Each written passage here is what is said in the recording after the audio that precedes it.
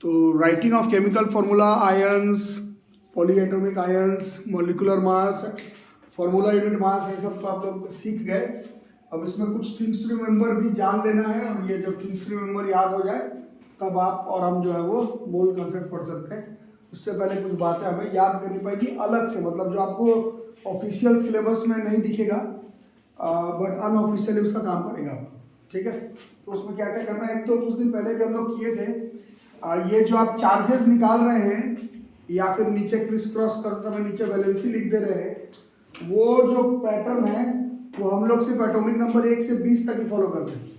और to be fair अगर सही बात किया जाए एनसीईआरटी बुक के हिसाब से वो 1 से 18 तक ही काम करते हैं, ठीक है। बट जब आपको क्रिस क्रॉस करना पड़ जाए या फिर राइटिंग ऑफ केमिकल फॉर्मूला लिखना पड़ जाए या फिर मॉलिक्यूलर मास निकालना पड़ जाए या फिर मोल कंसेप्ट में काम पड़ जाए, ऐसे एटम ऑफ एन एलिमेंट का जिसका एटॉमिक नंबर 20 के बाहर का हो, ठीक है, 20 के बाहर का हो, तो अब पहली बार ऑलरेडी हम लोग 20 के अंदर वाला KLMN जो थ्योरी है वो भी अभी तक नहीं पढ़े, वो चैप्टर 4 में पढ़ना है। और वहां पर भी आपको 9th और 10th क्लास में सिखाया जाएगा कि जो KLMN कर रहे हो 2 इलेक्ट्रॉन देना, 1 इलेक्ट्रॉन लेना, उस पर चार्ज +2 आएगा या फिर -3 आएगा, ये सिर्फ 1 से 20 एटॉमिक नंबर तक ही काम करता है ऑफ एलिमेंट। तो 20 के बाहर आएगा तो क्या करोगे, ठीक है। अब ऐसा तो नहीं है कि पूरे 11th क्लास का केमिस्ट्री अभी आपको पढ़ा दिया जाएगा, 20 के ऊपर टू बी फेयर 18 के ऊपर वाला जो केमिस्ट्री है वो सब आपको सीनियर क्लासेस में पढ़ना है, ठीक है। बट अभी आपके क्लास में अगर आ गया नेमिंग ऑफ केमिकल कंपाउंड में ऐसे एलिमेंट का नाम जिसका एटॉमिक नंबर 20 के बाहर का हो, समझ में आ रहा है। जब तक क्रिस क्रॉस ही नहीं करेंगे तब तक तो उस कंपाउंड का नाम ही नहीं लिखाएगा, जब तक कंपाउंड का नाम नहीं लिखाएगा तब तक उसका मॉलिक्यूलर मास तुमसे नहीं निकलेगा, है ना। तो कुछ कुछ चीजें आपको याद करनी पड़ेगी, जैसे कि 20 के ऊपर वाला अगर मेटल हो, metal having atomic number greater than 20, ठीक है, मेटल पता चल जाए जिसका एटॉमिक नंबर 20 से ज्यादा हो। मैं ये नहीं बोल रहा कि ये रूल है, आप जैसे जैसे सीनियर क्लासेस में आएंगे आपको तरीका बताया जाएगा सब निकालने का। बट अभी आपको कॉपर नाइट्रेट का नेमिंग करना पड़ जाए तो क्या करोगे, 20 के ऊपर का थोड़ी निकालते रहोगे वैलेंसी। तो रूल याद करना है कि सिल्वर और गोल्ड को छोड़ करके, सिल्वर गोल्ड इन सब का वैलेंसी लिखना है 1 या फिर चार्ज लिखना है +1।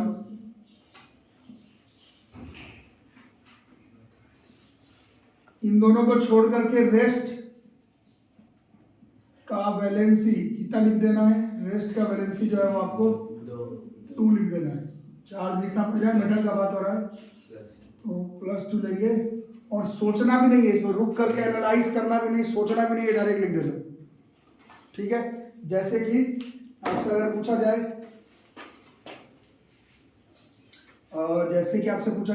लेड सल्फेट का फॉर्मूला, किसका, लेड सल्फेट, क्रिस क्रॉस करना है। लेड का सिंबल हम लोग याद किए हुए हैं Pb, sulphate etcetera etcetera etcetera नहीं है, या 8 पॉलीएटॉमिक आयन में से है, नाम ही याद होना चाहिए SO4। इसका तो हमें मालूम है 2, ये लेड 20 के बाहर है, इसका वैलेंसी मेरे को पता नहीं है 9th क्लास में कैसे निकालते हैं। तो क्या करेंगे इसमें हम लोग सीधा यहाँ पर 2 लिखेंगे, समझ में आ रहा है, अभी पता है, सोचना भी नहीं है, सोच ले तो गड़बड़ हो जाएगा, सोचने बैठ के क्या करेंगे तो गड़बड़ हो जाएगा। सिल्वर गोल्ड का 1 लिखना, बाकी सबका 2 लिखना।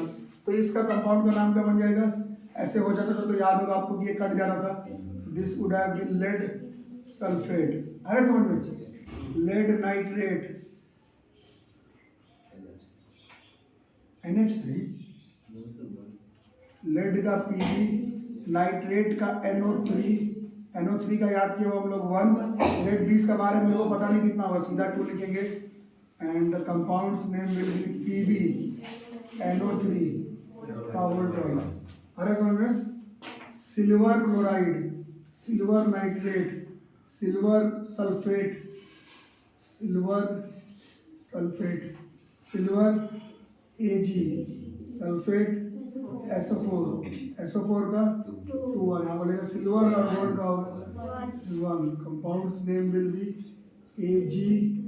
AgSO4, बस Ag2SO4।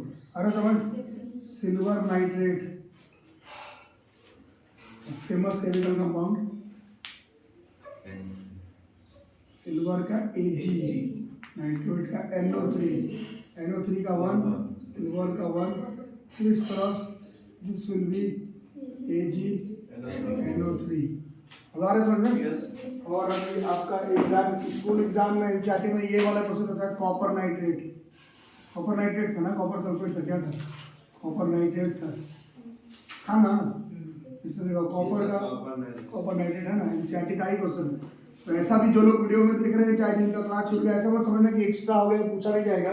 कॉपर नाइट्रेट तो आपके एनसीईआरटी बुक में भी दिया होगा और ये 20 के बाहर है। क्या करने के लिए बताएगा, यहाँ पर Cu लिखेंगे या NO3 लिखेंगे। NO3 का मेरे को मालूम है, कॉपर का मालूम नहीं है, तो लिखेंगे और क्रिस क्रॉस कर जाएंगे, दिस विल बी CuNO3 का होल ट्वाइस, है ना। इसमें कुछ जो लोग अब अगले से पूछते हैं मास का क्या, 4 बार तो गेस कर ली, तो मास का आपको भी मालूम है, मेरे को भी मालूम है। मास थोड़ी गेस कर लोगे कि 20 का बाहर है तो इसका मास 2 होगा, 1 मास तो कुछ होगा, 65, 72, 86। तो ये याद नहीं करना है, दिया हुआ है एग्जाम। सिर्फ 9th क्लास में नहीं, सीनियर क्लासेस में भी मास आप मैक्सिमम 1 से 20 का याद करो, उसके अंदर का वाला भी दिया हुआ रहता है एग्जाम में, बट 1 से 20 तक का मास याद करना आपका काम है, जरूर करो। 20 के बाहर का आया तो मास का वैल्यू तो श्योर मान के चलो गिवन रहेगा, ठीक है। बट वैलेंसी में ऐसा काम करना पड़ेगा। जैसे इसका बताओ, जैसे कि आपको लिखना पड़ जाए अभी सिल्वर, हाँ, zinc chloride is a famous chemical compound, zinc chloride, ठीक है। 1 2 तो 5 नंबर था जिंक क्लोराइड। तो जिंक का सिंबल हम मालूम है Zn, यहाँ पर D है तो ये Cl हुआ, Cl का 1, ये 20 के बाहर है, मेरे को पता नहीं इसका बैलेंस कितना होगा, चुपचाप 2 लिखेंगे, ज़्यादा माथा पच्ची नहीं। जैसे ZnCl2, zinc oxide, Zn oxide का O का 2, जिंक 20 के बाहर है, मेरे को नहीं पता कितना होता है, ये लगा देंगे, this will B zinc oxide. Non metal कभी नहीं होगा, आप अभी तक कितना भी रिएक्शन देखे सब में देख लो, इधर वाला जो है वो हमेशा मेटल ही होगा, ठीक है। नॉन मेटल में क्वेश्चन है कि 20 के बाहर का होगा तो वैलेंसी क्या लगाएंगे, तो कोई उपाय नहीं है, बट आप ऐसा देख सकते हैं कि लास्ट में अगर डी वाला, ऐसे डी वाला नहीं, क्लोराइड का, फ्लोराइड का, ब्रोमाइड का, इन तीनों का आप लोग क्लोराइड और फ्लोराइड का देखो ना 1 है, तो अगर ब्रोमाइड रहेगा तो उसका भी 1 लेंगे, आयोडाइड रहेगा तो उसका भी 1 लेंगे, इसको छोड़कर और कोई उपाय नहीं है आपके पास, ठीक है। दोनों आगे क्लोराइड और ये देखो ना, फ्लोराइड और क्लोराइड इन दोनों का 1 है ना, अब इसके नीचे वाला ब्रोमाइड और आयोडाइड दिखे तो उन सबका आपको 1 लिखना पड़ेगा, क्योंकि उसी के नीचे है, ये नॉन मेटल के केस का, ठीक है। तो कॉपर ऑक्साइड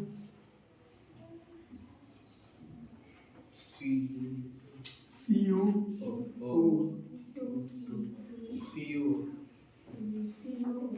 ठीक है। उसी तरह से आयरन का अगर बात किया जाए, सल्फेट मान लो, आयरन का हो गया Fe, इसका मालूम है 2, आयरन 20 के बारे में नहीं मालूम है, यहाँ 2 लिख देंगे, क्रॉस करेंगे, दिस विल बी FeSO4। तो 20 के बारे वाला लेड दिखता है, जिंक दिखता है, सिल्वर दिखता है, कॉपर दिखता है, आयरन, और कोई 20 के बाहर जिसका कोई कंपाउंड आप कभी नाम सुने हो, नहीं सुने होंगे, टू बी फेयर।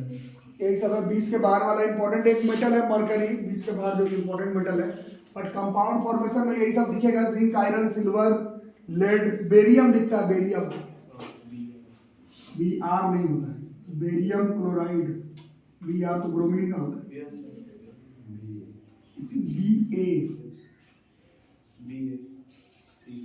Be है तो क्लोराइड का Cl लिख देंगे, इसका मालूम है, ये 20 का बाहर है, मेरे को नहीं मालूम है, चुपचाप 2 लिखेंगे, दिस विल बी BaCl2, अरे समझ में। और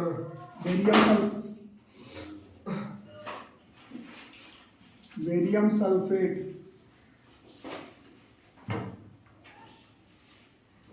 this is Ba, this is 2, BaSO4, ठीक है। 20 के बाहर वाले मेटल की कहानी कुछ ऐसी है, चलेगा, ठीक है। 9th 10th क्लास में ऐसी है, 11 12 में आपको सिखाया जाएगा कि इन सबका वैलेंसी कैसे निकाला जाता है। अब ये एक एटम का वैलेंसी निकालने के लिए पूरा 11th का केमिस्ट्री अभी थोड़ी पढ़ा दिया जाएगा। चलो आगे करो। तो फिर थोड़ा लिख के दिखाओ। जिंक का क्या क्या लिखे? जिंक का जिंक क्लोराइड और जिंक ऑक्साइड लिखना। जिंक सल्फेट लिखो।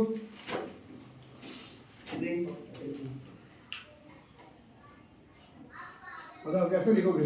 Zn SO4 का जिंक का पता नहीं, क्या लिख देंगे? ZnSO4।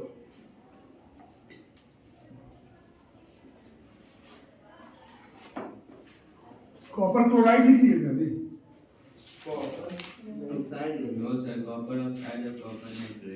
कॉपर क्लोराइड लिखो।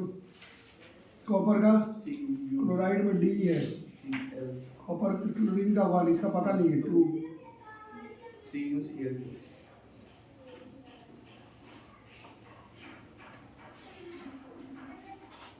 बेरियम का क्या क्या लिखे? बेरियम क्लोराइड, बेरियम सल्फेट, यही जो दिखता है। सिल्वर सल्फेट भी लिख लिए, सिल्वर नाइट्रेट भी लिख लिए ना? सिल्वर क्लोराइड नहीं लिखे।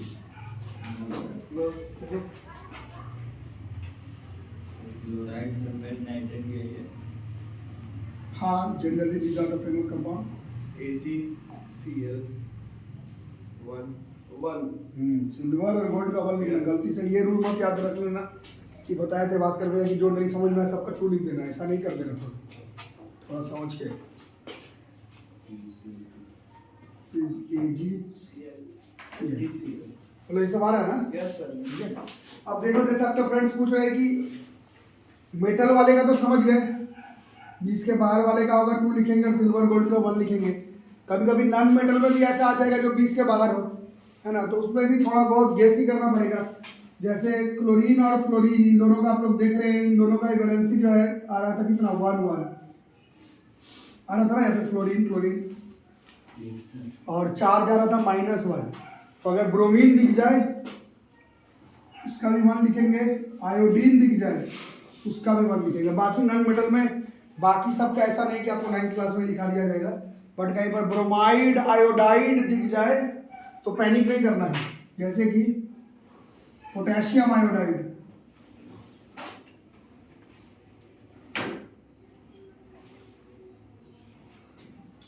टी है पोटेशियम का, आयोडाइड में गेस करना होगा तो आई। पोटेशियम का 1 और ये आयोडीन है।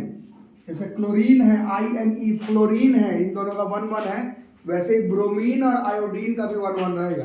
याद रहेगा? भूल जाओगे तो माइनस वाला है नॉन मेटल वाला। So this is like potassium iodide. अरे समझ में? बेरियम ब्रोमाइड या बेरियम आयोडाइड। अब बताओ क्या करोगे? बेरियम का BA, आयोडाइड का I, ये दोनों ही 20 के बाहर है। ये मेटल वाला है, इसका पता नहीं 2 लिख देंगे। ये डीन है, क्लोरीन है, फ्लोरीन है, ब्रोमीन है, आयोडीन है, इसका 1 लिख देंगे। Barium iodide. अरे समझ में? याद रहेगा कि भूल जाओगे? सब कंफ्यूजन हो जाएगा। याद रहेगा?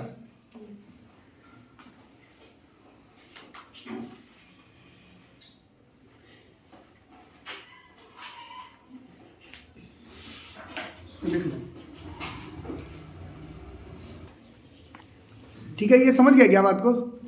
आप लोग इंपॉर्टेंस तो दे नहीं रहे। जैसे इस टॉपिक पर ज्यादा इंपॉर्टेंस देना चाहिए। 20 के बाहर का क्या करना आज हम सीख करके गए। आप लोग के ध्यान में आ रहा है कि आगे क्या पढ़ना है, ऐसे फिर तो बहुत बुरा हाल हो जाएगा आपका केमिस्ट्री में। यहाँ तक आगे समझ में? टॉपिक छोड़ दूं क्या आगे का थिंग्स टू रिमेंबर? तो ऐसे बेवकूफ वाला बात करने पर काम थोड़ी चलेगा, मिटा दे रहा हूँ। आप लोग को आइडिया ही नहीं मिलेगा भाई। तुम फेरी टेल स्टाइल में लाइफ चल रहा है, गोल्डन स्कूल लेकर के बस कोई कुछ पढ़ा दे वही आ जाएगा एग्जाम में। इतना आसान जिंदगी थोड़ी। इसके बाद हमें जाना है, तो यहाँ तक थोड़ा बहुत आगे होगा कि 20 के बाहर क्या करना है। इसके आगे करना है ऐसा। Second number things to remember में, there are few elements to be fair. आपके क्लास में मेटल्स ही लिखेंगे, एलिमेंट लिख करके मेटल्स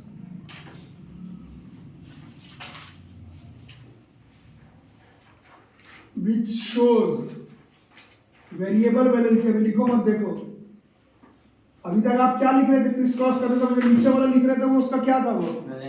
अभी एक्चुअली में ऑफिशियली हम लोग वैलेंसी पढ़े नहीं, वैलेंसी चैप्टर 4 में पढ़ना है, बट क्रिस क्रॉस करने के लिए आप देखें कि चार्ज लिखते लिखते वैलेंसी का काम पढ़ने लगा, है ना। तो ऐसे भी हमारे धरती पर बहुत सारे मेटल्स है, एलिमेंट्स है जो कि क्या शो करता है, वेरिएबल। तो इंग्लिश का वर्ड है, वेरिएबल का मतलब क्या हो गया, मतलब एक से ज्यादा वैलेंसी भी शो करता है, बहुत सारे एलिमेंट शो करता है। बट आपका जो क्लास है 9th और 10th क्लास में हमें कम से कम 2 ऐसे मेटल के बारे में जानना है जो कि वेरिएबल वैलेंसी शो करता है। वेरिएबल वैलेंसी मतलब उसका एक वैलेंसी नहीं आएगा, उसका एक से ज्यादा। मतलब क्रिस क्रॉस करते समय बहुत ध्यान से ये 2 एलिमेंट जिसका मैं नाम लिखने वाला हूं, उसका जब आप क्रिस क्रॉस कर रहे हैं तो नीचे क्या लिखना है उसका वैलेंसी। सबको आ रहा है समझ में। बट वैलेंसी अगर वेरिएबल हो जाए, मतलब एक से ज्यादा वैल्यू है उस एलिमेंट का, तो नीचे क्या लिखोगे, है ना। तो उसके बारे में अभी हम लोग पढ़ने वाले हैं। ये सब पढ़ने के बगैर आप लोग आगे कहाँ जा रहे हैं, आगे का कुछ काम ही नहीं। There are few elements metals which shows variable valency. आपके क्लास में 2 एकदम मुझे जबानी याद करना है आपको। एक है कॉपर और एक है आपका आयरन, सिर्फ 2। बहुत बुरा कंडीशन में 10th में पढ़ाऊंगा, एक है मैंगनीज और एक होगा मरकरी। बट अभी फिलहाल 2 के बारे में याद करना है, कॉपर का और आयरन का। Copper shows valency of 1 and 2। ये बिना सीखे पर कहाँ आगे बढ़ोगे। 1 का भी शो करता है और 2 का भी शो करता है। इसका क्या मतलब समझे, बोलो। कॉपर का 2 वैलेंसी हो सकता है, कभी 1 भी हो सकता है और कभी 2 भी हो सकता है। और आयरन जो है वो शो करता है 2 और 3। Iron shows valency of 2 and 3। याद रहेगा, याद बिल्कुल रहेगा। 9th और 10th क्लास में कई बार कॉपर और आयरन का कंपाउंड आपको देखने में मिलेगा। एक ऐसा नहीं है कि इस चैप्टर के यूनिट टेस्ट में दिखेगा, ऐसा नहीं है। जब तक केमिस्ट्री पढ़ोगे कॉपर और आयरन का बहुत सारा कंपाउंड आपके मेरे सामने से होकर के निकलेगा, जिसमें हमें पता चलेगा कि कॉपर और आयरन 2 तरह का वैलेंसी शो करता है। ठीक है, अब थोड़ा ध्यान से देखना, सुनना, समझना और एनालाइज करना। ये साइड में लिखेंगे हम लोग, साइड में लिखेंगे, हिंदी में लिख लेंगे। पहले देख लो, जब मेटल वेरिएबल वैलेंसी शो करे, जब मेटल वेरिएबल वैलेंसी शो करे तब कम वैलेंसी पर अस, जब कम वैलेंसी वाला होगा तो उसके नाम पर क्या लगाएंगे हम लोग, अस, और ज्यादा वैलेंसी पर लगाएंगे इक। यही केमिस्ट्री है, फिजिक्स मैथ्स नहीं है। कम वैलेंसी वाले पे क्या लगाना होगा, अस, और ज्यादा वैलेंसी वाले में इक। तो ये सिर्फ आपको 9th और 10th क्लास में 2 ही मेटल के एटम पे दिखेगा, सिर्फ 2 पर, कॉपर पर और आयरन पर। ठीक है, जैसे अभी समझने का ट्राई करना। जैसे अभी थोड़ी देर पहले आप लोग क्रिस क्रॉस में मैं क्या समझा था कि कॉपर का कोई भी कंपाउंड हो, कॉपर के नीचे कितना वैलेंसी लिखने के लिए बोला गया था, 2। बट अगर शब्द ऐसा लिखा हुआ है क्यूपरस सल्फेट, मान लो ऐसा लिखा हुआ है, तो क्यूपरस है तो कॉपर का ही है, तो Cu लगाएंगे, इसका SO4 लगाएंगे। अभी मैं ही बोला था 20 के बाहर है तो 2 लगा देना। बट अभी देखो, कॉपर और आयरन वेरिएबल वैलेंसी शो करता है। जब मेटल वेरिएबल वैलेंसी शो करे तब कम वैलेंसी वाले पर अस लगता है। कॉपर का 1 और 2 वाला है, तो कम कौन सा हुआ, तो इस केस में कॉपर 1 का वैलेंसी शो करेगा। इस केस में कंपाउंड का नाम Cu2SO4 हो जाएगा। तो समझ में आ रहा है या फिर बाउंस कर जा रहा है। क्यूपरिक ऑक्साइड लिखा हुआ है, क्यूपरिक ऑक्साइड लिखा हुआ है, क्यूपरिक ऑक्साइड। तो अभी भी कॉपर लगाए, अभी भी ऑक्सीजन लगाए, ऑक्सीजन का 2 है, यहाँ इक है।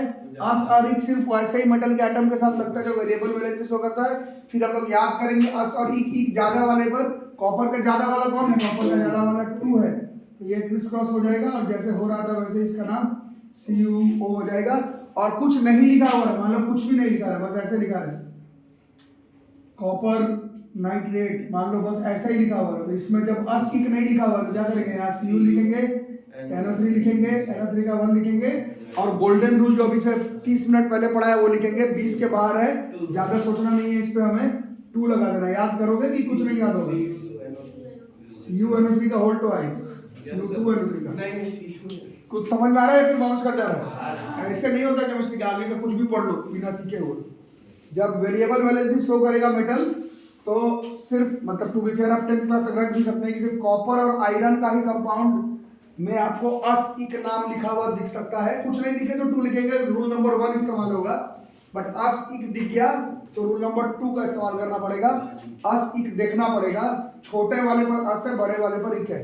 इसका छोटा वाला 1 है, इस पे अस लगेगा, इसमें ये बड़ा वाला है तो इसमें इक लगेगा। बोलो कोई दिक्कत? अब देखो आयरन का जैसे समझते हैं, आयरन का भी लिखा गया 20 के बाहर होगा, कुछ भी आ जाए तो इस पर 2 लगाने के लिए बोला गया है। लेकिन थोड़ा दिखना पड़ेगा कि अगर फेरस सल्फेट लिखा हुआ हो, अस इक आए तो समझ लेना कि वेरिएबल वैलेंसी वाला मेटल के बारे में बात हो रहा है। तो अस किस पर लगता है? अस इसका कम वाले पर, तो इसका कम वाला अस है और इसका ज्यादा वाला जो है वो इक है। तो क्या करेंगे? फेरस सल्फेट है FeSO4 का जो 2 है और अस लिखा हुआ तो ये 2 है और इसको क्रिस क्रॉस करेंगे, this will be FeSO4, this is ferrous sulphate. आ रहा समझ में? बट अगर अगर अगर अगर अगर फेरिक ऑक्साइड लिखा हुआ है फेरिक इक, तो पहले तो आयरन लगाएंगे फिर ऑक्सीजन लगाएंगे, इसका 2 तो लगाएंगे, बट इसका इक जो है वो 3 वाले का है तो यहाँ पर ये जाएगा और कंपाउंड का नाम जो है वो हो जाएगा Fe2O3। बोलो कोई दिक्कत? तो अस और इक कॉपर और आयरन के केस में जब नेमिंग करते हुए समय दिखे या किसी भी कंपाउंड का, वैसे 9-10 तक सिर्फ कॉपर और आयरन में दिखेगा तो समझ लेना कि वेरिएबल वैलेंसी वाला बात हो रहा है। जो उसका छोटा वाला है उस पर लगाएंगे, अस लगाएंगे, तो बड़ा वाला है वो इक लगाएंगे। कॉपर में छोटा अस से बड़ा इक है, आयरन में छोटा अस से बड़ा इक है। याद रहेगा? कुछ नहीं लिखा हुआ रहे तो फिर गोल्डन रूल नंबर 1 लगेगा, 2 लिख देंगे, सिल्वर और गोल्ड में छुड़ा करके बाकी सब चलेगा। लिखो किसका फॉस्फोरस, किसका दिखा रहा? फॉस्फोरस का ना? हाँ, वो जब वैलेंसी आगे पढ़ाएंगे तुम। फॉस्फोरस भी शो करता है वेरिएबल वैलेंसी, लिख सकते हो। फॉस्फोरस भी शो करता है वेरिएबल वैलेंसी, बट दिक्कत क्या है? आप लोग में से कुछ लोग समझ गए, फॉस्फोरस तो उस तरफ है, तो उस तरफ वाले में दिक्कत नहीं है। इधर वाले पर क्यूपरस मतलब मेटल वाले पे दिक्कत है, उधर वाले से कोई फर्क पड़ता नहीं है हमें।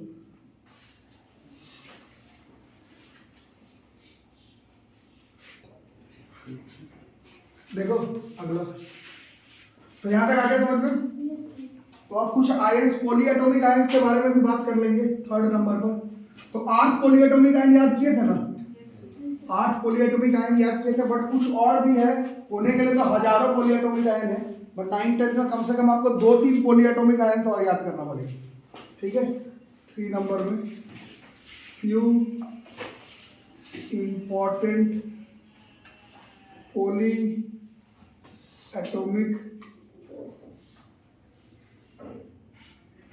आयंस अदर देन, एनसीईआरटी में कौन सा टेबल था? 3.6 में था ना? 3.6 के टेबल में जो था 3.6 page number 37,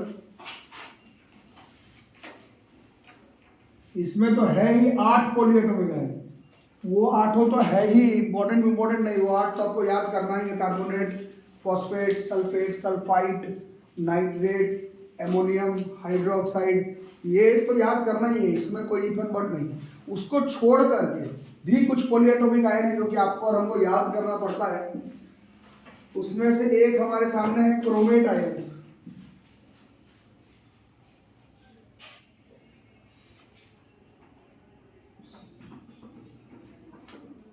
this is CrO4,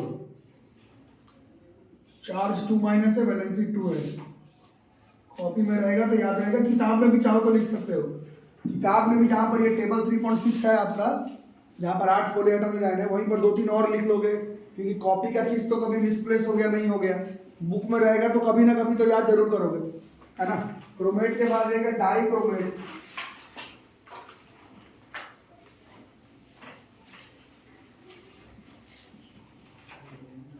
chromate के बाद है डाई क्रोमेट, जैसे Cr2O7 2 माइनस, वैलेंसी देख ही रहो कितना हो गया, दिस वैलेंसी इज 2, है ना, डाई क्रोमेट है।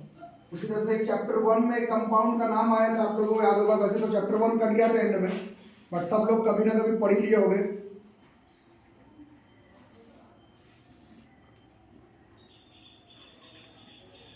कभी ना कभी इसके बारे में जरूर सुने हो आप लोग, परमैंगनेट का आयन के बारे में, है ना। परमैंगनेट, पोटेशियम परमैंगनेट पढ़े थे हम लोग, है ना।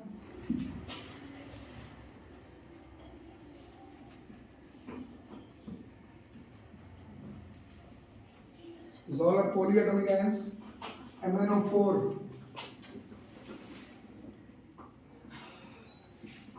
valency is 1,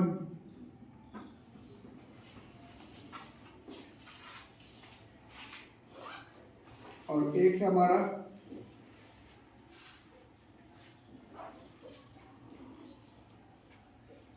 nitrite ion, nitrate तो याद किया है ना, एक है nitrite, this is NO2, this is -1, valency is 1। ऐसे भास्कर भैया ये नहीं बोल रहे कि बस 8 और 4 12 ही आपको याद करना है, बहुत सारा याद करना है, बट 9 10th में एटलीस्ट 8 जो एनसीईआरटी का टेबल 3.6 में है के साथ ये चारों कम से कम आपको मालूम होना चाहिए। वैसे 8 पर ही काम बन जाएगा, ये आप नहीं भी याद करते तो काम बन जाएगा, बट टीचर लिखवा रहा है क्लास में तो आपके कॉपी में तो होना चाहिए, ठीक है। समझ आ रही बात। जैसे कि अगर फॉर्मूला लिखना पड़ जाए पोटेशियम डाइक्रोमेट का, इसका फॉर्मूला लिख जाए पोटेशियम डाइक्रोमेट, कैसे होगा, पोटेशियम का तो हमें मालूम होगा K, और डाइक्रोमेट अभी देख रहे पॉलीएटॉमिक आयन, जैसे Cr2O7, ठीक है। वैलेंसी पोटेशियम का मालूम है 1, और इसका देख रहे इसका कितना है 2, क्रिस क्रॉस करेंगे, compound is K2Cr2O7, potassium dichromate, ठीक है। और एक का तो नाम आप लोग चैप्टर 1 में पढ़े थे, बड़ा फेमस डाई है, potassium permanganate, potassium permanganate, MnO4 तो जानते थे, रट लिए थे। अब देखो K का रखेंगे, और परमैंगनेट आयन है MnO4, पोटेशियम की वैलेंसी में मालूम है 1, मैंगनेट का भी देख रहे हैं 1, क्रिस क्रॉस किया जाएगा, दिस विल बी KMnO4। बोला ना समझ में। सोडियम नाइट्रेट तो सुने हैं, बट अगर सोडियम नाइट्राइट का काम पड़ जाए, सोडियम नाइट्रेट तो सुने हैं, नाइट्राइट का काम पड़ जाए, सोडियम का Na, नाइट्राइट का NO2 है, NO3 नहीं, समझ में आ रहा है, this is 1, this is 1, this is NaNO2। तो ये सब चीजें भी आपको थोड़ा थोड़ा जो है वो याद करना पड़ेगा। 8 से काम चल जाएगा, 8 जो पॉलीएटॉमिक आयन है उससे काम चल जाएगा, बट ट्यूशन कॉपी में और आपका एनसीईआरटी में जहाँ पर है पेज नंबर 37 टेबल 3.6, उसमें भी कम से कम ये 4 आयन्स को मैनेज कर लोगे तो तुम्ही को फायदा होगा। कॉपी तो मिसप्लेस हो जाता, बुक में लिखा रहेगा तो कभी ना कभी आप या फिर आपसे नीचे वाला जब पढ़ेंगे तो वो दिमाग में जरूर चलेगा। और वेरिएबल वैलेंसी वाला आप लोग देख लिए, है ना, वेरिएबल वैलेंसी वाला देख लिए। वेरिएबल वैलेंसी वाला काम सिर्फ कब पड़ेगा आपको, कॉपर के केस में और आयरन के केस में, ठीक है, लिख लिए क्या यहाँ तक। और थिंग्स टू रिमेंबर में ही एक और चीज 4th नंबर पर भी ये पीछे लिखना था बट मैं भूल गया। जैसे वेरिएबल वैलेंसी किसका किसका देख रहे थे आप लोग, कॉपर का और आयरन का। मान लो क्यूपरस क्यूपरिक नहीं लिखा हुआ रहा तो क्या लगेगा, रोल नंबर 1 जिसमें बताया गया 2 लिख देने के लिए, बट ऐसा भी दिखता है, ध्यान से देखो सुनो, ऐसा भी दिखेगा, ऐसा लिखा हुआ रहा है अगर कहीं पर Cu के बगल में 1 नाइट्रेट ऐसे लिखा हुआ है तो ये सामने वाला शो कर रहा है क्या, कभी किसी कंपाउंड का नाम लिखते समय वैलेंसी ऐसे दिखता है क्या? अगर दिख रहा है तो क्या कह रहा है सामने वाला, सामने वाला आपको बता रहा है कि वो वेरिएबल वैलेंसी वाला है, उसका तुमको सिर्फ 1 वाला वैलेंसी लेना है। कभी कंपाउंड के नाम के बीच में ऐसा 1 2 दिख जाए तो पैनिक मत करना, ब्रैकेट में नीचे वाला नहीं बोल रहा हूँ, ब्रैकेट में कहीं कुछ दिख जाए तो समझ जाना कि वो सामने वाला उसका वैलेंसी बता रहा है तुमको। समझ में आ रही बात? जैसे इसमें ऐसा होगा तो कॉपर का 1 लेंगे, नाइट्रेट का 1 लेंगे, कंपाउंड का नाम जो भी होगा Cu, NO3 है, 1 2 देखना पड़ता है, ठीक है। जैसे आयरन 2 सल्फेट मान लो लिखा हुआ रहा ऐसे, तो क्या समझ जाओगे कि यहाँ पर आयरन आयरन का 2 वाला है, 2 छोटा है, फेरस है, बट फेरस फेरिक लिखा रहा तो पकड़ ही लोगे। फेरस फेरिक नहीं लिखा हुआ रहा तो ऐसे 1 2 लिखा हुआ रहेगा, 1 2 लिखा रहेगा, सारे एलिमेंट के साथ नहीं लिखा रहता है, सिर्फ उसी एलिमेंट के एटम के साथ लिखा रहता है जो वेरिएबल वैलेंसी शो करता है। 2 भी फेयर ऐसा 1 2 9th और 10th क्लास में सिर्फ आयरन और कॉपर के साथ ही मिलेगा और कहीं नहीं दिखेगा। तो कभी आयरन 2 सल्फेट दिख जाए तो यहाँ पर Fe और SO4 तो लगाएंगे, बट ऐसा 2 3 लिखा हुआ है तो वो उसका वैलेंसी होगा, याद रहेगा कि भूल जाओगे, है ना। ऐसा आयरन 3 ऑक्साइड लिखा हुआ है, आयरन 3, वहां पर समझ जाना कि सामने वाला आयरन का तुमको वैलेंसी बता रहा है, ऑक्सीजन का तो 2 है, बट यहाँ पर आयरन का तुमको 3 लेना है। ASCII लिखे तो अलग बात, नहीं लिखे तो ऐसा 1 2, ये भी नहीं लिखे तो फिर रूल नंबर 1 की 2 लगा देना सबको, सिल्वर और गोल्ड का छोड़कर, याद रहेगा ये सब। Fe2O3 पे इस तरह की कहानी है, सारा थिंग्स रिमेंबर याद करो। और पहला टॉपिक से मतलब लॉ, ये क्या था आपका, मतलब फ्रॉस्ट और लेवोजियर का जो लॉज ऑफ केमिकल कॉम्बिनेशन से लेकर के यहाँ वेरिएबल वैलेंसी तक सब चीज अगर आपको 100% याद हो तभी हम लोग पढ़ेंगे मोल कंसेप्ट, ठीक है। जो कि बस अब एक लास्ट क्लास बच रहा है, मोल कंसेप्ट में हो जाएगा ये चैप्टर का।